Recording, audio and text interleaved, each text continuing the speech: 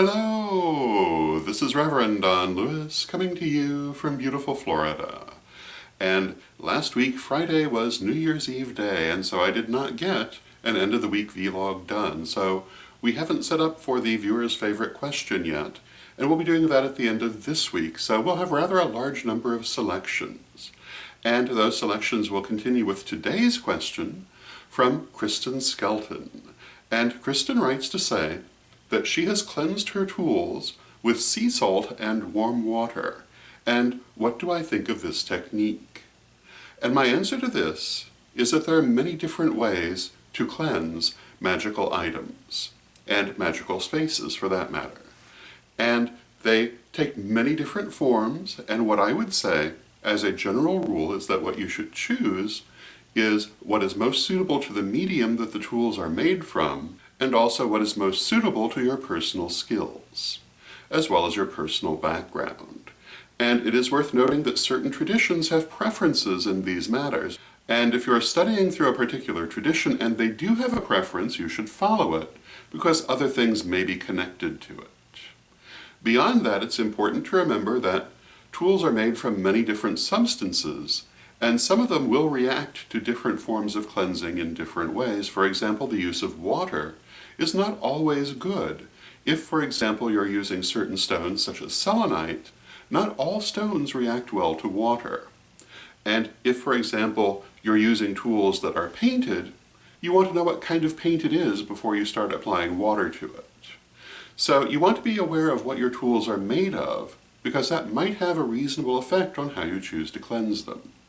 And lastly, you also want to consider your personal strengths, because different forms of cleansing use different techniques, some of which you may be better at than others. And also the things you want to learn, because just because you're good at one thing doesn't mean you don't want to learn another. So it may be that you might want to do exactly the opposite and learn new techniques that will challenge you in new ways. So anyway, how does one cleanse one's tools? Well, personally, I tend to prefer energetic techniques, and in the Correllian tradition we tend to advocate for using energetic techniques for cleansing, partly because we're very strong on the idea of energetic techniques in general. And using energetic techniques for cleansing your tools and other items is also good practice for other energetic uses, such as healing, etc. And one does this largely through visualization, focus, and intent. Most of the other forms of cleansing may or may not be paired with energetic techniques, and this will vary according to the person or the tradition that we're discussing.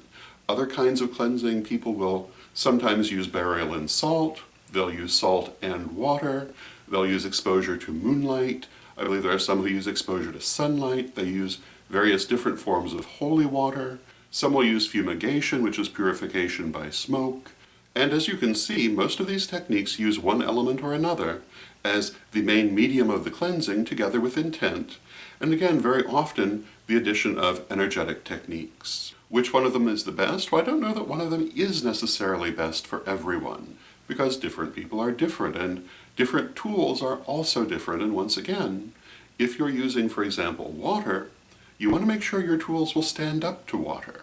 If you're using smoke, you want to make sure the smoke will not damage them, and this is a function of what they are made of. So what they're made of is part of your decision, the other is your strengths, and strengths you already have or strengths you wish to develop, and finally preferences of tradition. But I don't think there's one answer that fits everyone. So those would be my thoughts on the subject. I hope you find them helpful, and until next time, may you blessed be. Hello, this is Reverend Don Lewis coming to you from witchschool.com. Are you looking for the best in pagan and magical education? With more than 12,000 pages, witchschool.com is like having your own personal library with individual learning assistants to help you study. And Witchschool's Anyone, Anytime, Anywhere education system is available any place on Earth, anywhere you are and anytime you want it, as long as you have an internet connection. Witchschool's lifetime memberships are a great value. They really do last a lifetime. They've been there for years and they'll be there for years to come. So get your membership today at witchschool.com. Hello, this is Lady Crystal. I am here with you today to offer today's prayer for peace. I invite you to join me as I do this and to add your energies to this prayer. I pray for peace. I pray for love. I pray for stability. I pray for this nation where I live, and I pray for the world.